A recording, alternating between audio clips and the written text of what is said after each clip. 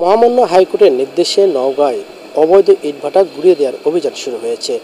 গত সোমবার নওগাঁর মান্দা উপজেলায় একটি এবং গতকাল রানীনগর উপজেলায় দুইটি আনোয়ার হোসেন হেলাল, সাবেক সংসদ সদস্য আনোয়ার হোসেন হেলালের একটি সহ দুইটি ইটভাটা গুঁড়িয়ে দেওয়া হয়েছে। আজ অভিযান চলছে নওগাঁ সদর উপজেলায়। নওগাঁ সদর উপজেলায় অভিযান চলছে ইটভাটা গুঁড়িয়ে দেওয়ার, আর জিএফবি ব্রিক ইটভাটা গুঁড়িয়ে দেওয়া হচ্ছে।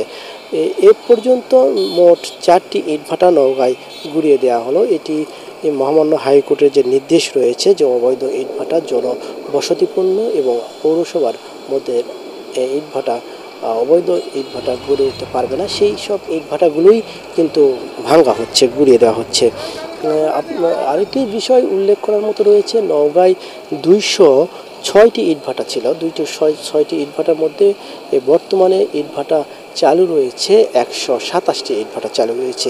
এই 127টি ইটভাটার মধ্যে মাত্র 23টি ইটভাটার বৈধতা রয়েছে বা কাগজপত্র রয়েছে। যে বৈধতা রয়েছে এই বৈধতারও মেয়াদ অনেকের উত্তীর্ণ হয়েছে।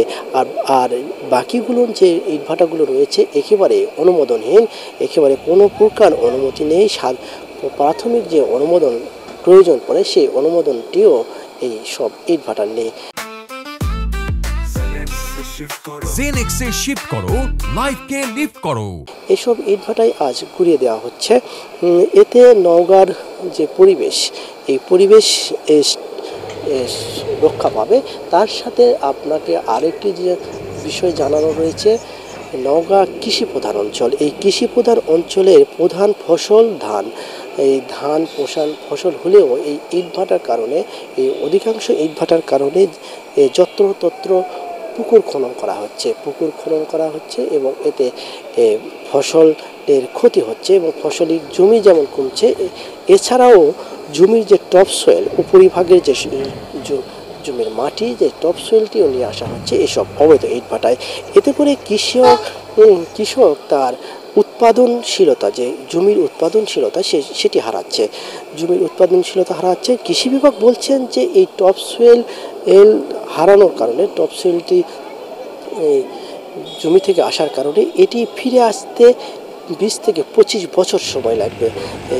এরপরেই এই জমিটি আবার সাবেক জায়গায় যাবে।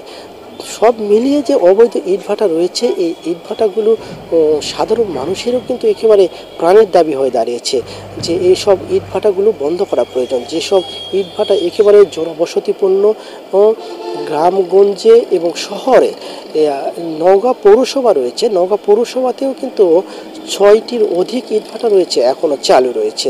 এসব ইটভাটাও কিন্তু বন্ধের দাবি বিভিন্ন মহল থেকে, পরিবেশ বান্ধব যে সামাজিক সংগঠন রয়েছে তারাও একাধিকবার আন্দোলনও করেছেন যে এসব ইটভাটা বন্ধ করা প্রয়োজন।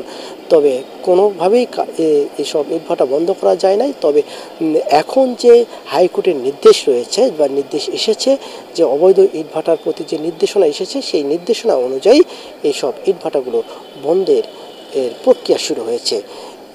এটি জেলা প্রশাসন জানিয়েছেন যে এটি প্রক্রিয়া সবেমাত্র শুরু হয়েছে, এটি চলবে যতক্ষণ পর্যন্ত এসব অবৈধ ইটভাটা গুঁড়িয়ে দেওয়া শেষ না হবে, ততদিন পর্যন্ত এই ইটভাটাগুলো গুঁড়িয়ে দেওয়া হবে বা ভেঙে দেওয়া হবে, উচ্ছেদ করা হবে, এমনটি বলছেন জেলা প্রশাসন।